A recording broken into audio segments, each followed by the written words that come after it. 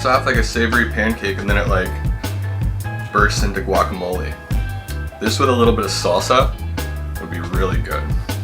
I don't know if you can see this, but the outside is crispy, holds it together like a pancake, but that inside, it's basically like guacamole.